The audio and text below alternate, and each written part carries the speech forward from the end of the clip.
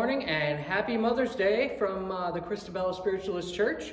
My name is Mark Dorsett. I am the student pastor here at the church, and thank you all of you mothers out there. I do have to acknowledge my tie. I don't know how well you'll be able to see this on video, but I happen to be wearing a tie that is filled with a bunch of little piggies. And the reason for that is I'm wearing it in honor of my mother-in-law, who her last name is Pig. So I just thought it would be a fun way to just kind of acknowledge her and to say, well, happy Mother's Day, Mom Pig. I hope you have a great day. We are going to start this particular sermon with an invocation. Infinite Spirit, we give thanks for this day and for the opportunity to appreciate our dear mothers, grandmothers, and those who have been like mothers to us. On this special day, every one of them is remembered, whether here in the physical and in the spirit world. We are grateful for their presence in our lives and for their guidance and love. Let us celebrate their lives with appreciation, gratitude, and love. Amen. So how many of you are aware that Mother's Day is actually a holiday that dates back thousands of years to various cultures around the world? I'm sure a few of you probably had that inkling, but I think it's wonderful just how many cultures recognize the importance of motherhood. And it's also significant to mention that in various forms, Mother's Day is actually celebrated around the world currently at various times of the year. As a movement towards a specific U.S. holiday, Mother's Day really gained ground after the Civil War, with many people around the country starting their own local traditions. As I'm sure a few of you are aware, and I'm looking at you, Margaret, the modern holiday that we in the United States call Mother's Day actually came about thanks to the work of a woman by the name of Anna Jarvis. After her mom's passing in 1905, Jarvis began to lobby for an official day to honor the sacrifices that mothers make for their children. She subsequently condemned what she saw as the commercialization of that holiday, but that's not the subject of our sermon. We just appreciate her efforts on behalf of moms everywhere to give them a day to honor them. I really think that's great. Now, it was Jarvis's intention to honor her own biological mother.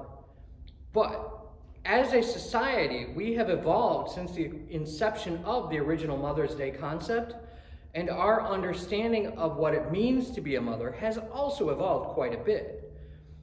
Mother's Day has evolved to include any woman who, day in and day out, acts as a positive maternal influence on a child. To me, that includes biological moms, stepmoms, grandmoms, aunts, moms who are dads, any woman who routinely sacrifices for the benefit and the betterment of the children in her life. We here at the Christabelle Spiritualist Church would like to thank all of you wonderful mothers, or should I say moms? You heard me say it before, so I'll say it now.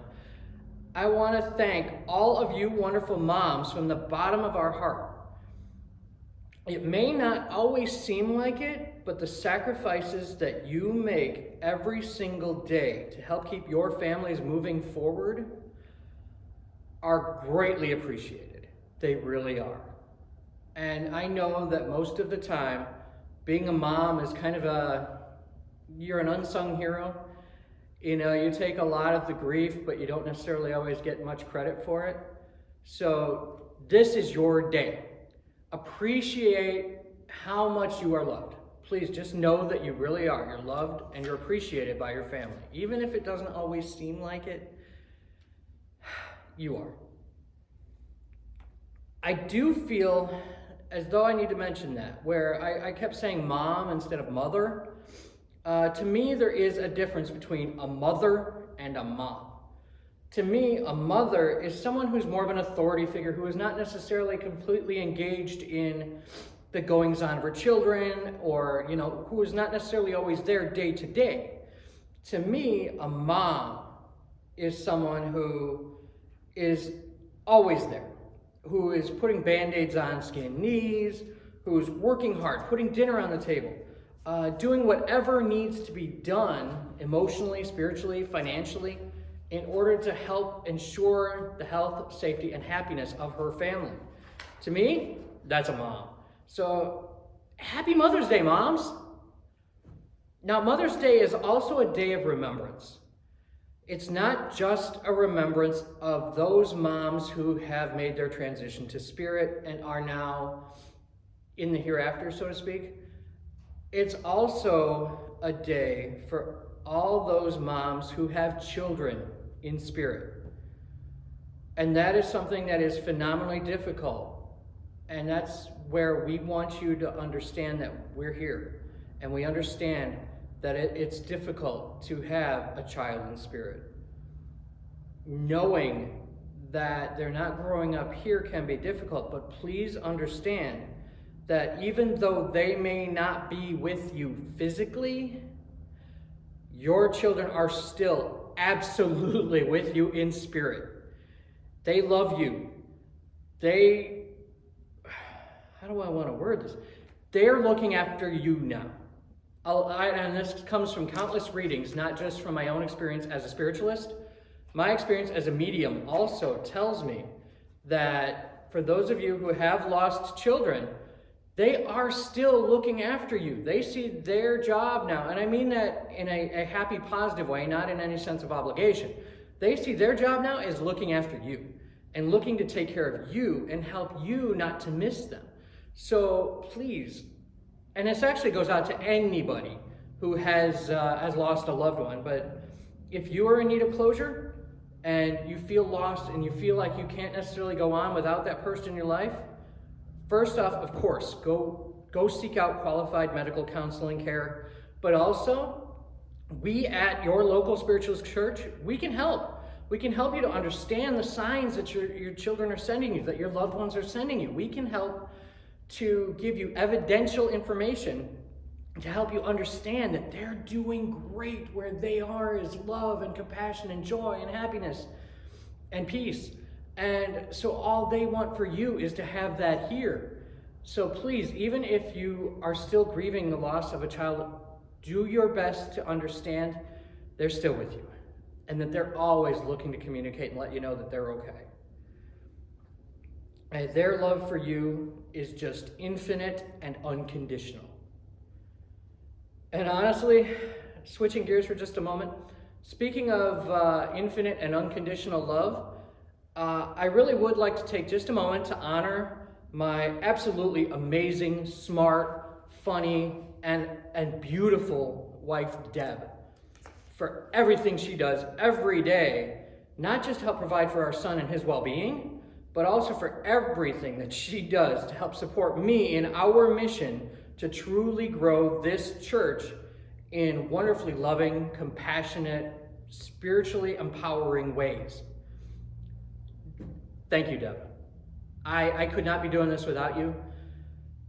I love you for everything that you do and everything that you are, and I want you to know that I do appreciate you every day. You are not just a perfect example of being a wonderful wife and mother, but also a perfect example of just how far a mother will go in order to help make sure that her family is safe and protected and happy. So thank you for being that unstoppably wonderful role model on his behalf, on my son's behalf, our son's behalf. You are incredible, and I want you to know that. Love you. Sorry. I get emotional when I talk about her.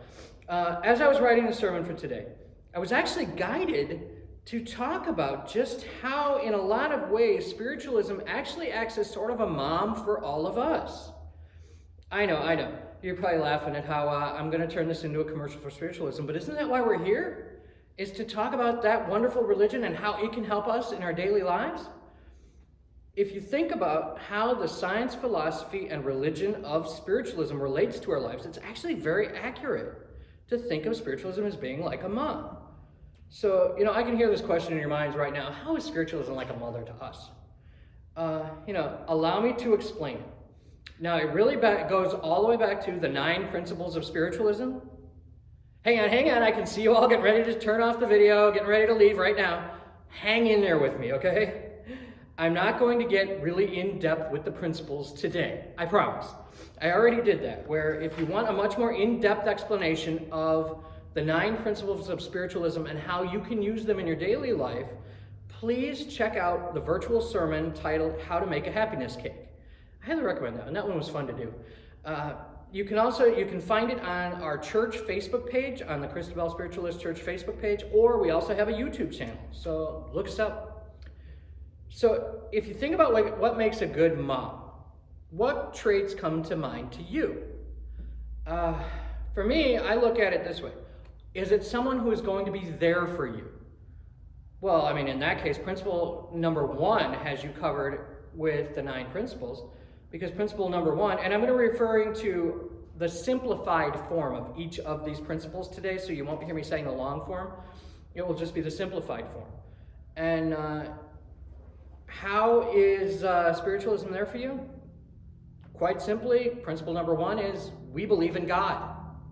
We believe that there is a divine order to the universe that starts and ends with a universal energy force that we refer to as infinite intelligence, sometimes as spirit or God. Principle number 2, we believe that God is expressed through all nature. Kind of sounds like infinite intelligence or God is there for you just like a mom is. Whatever you need, wherever you need it, God, source, infinite intelligence is present for you and indeed within you. Now, how about provides you with a good, loving example? Yeah, principle number 6 has you covered there too. That one has you perfectly taken care of in that principle number 6 is the golden rule. Be kind, do good, and others will do likewise. And I know that sometimes that's not necessarily the case, that people will always treat you with the same respect that you treat them. But it's more a matter of doing what's right as opposed to doing something because you think you're going to get a reward out of it. Teaching healthy boundaries. Well, there's principle number 7 right there. We bring unhappiness to ourselves by the errors we make, and we will be happy if we obey the laws of life. Essentially, it's saying, follow nature's laws, try and be a good person, and things will work out, and we'll be there to help you, which sounds a lot like spiritualism. Oh, and principle number 8, which is actually, it really is absolutely the definition of forgiveness. Principle number 8 is every day is a new beginning. Doesn't that sound like a mom? Forgiving, understanding, really able to be there for us when we make those, how do I want to word this, inappropriate choices in our lives. Spiritualism is there to help you to understand what inappropriate choice you made and how to correct that, how to move forward from that. It sounds like a very loving, very supportive parent, doesn't it? Now, what about those times when you say you've made those inappropriate choices from principle number 7, and you're looking for some guidance or you're looking for some insights to help you to be able to move forward in a positive way? Hey, that's principle 9. That's where it is so important. Principle number 9 is prophecy and healing are expressions of God. So in other words, if you are looking for guidance, really all you need to do is ask.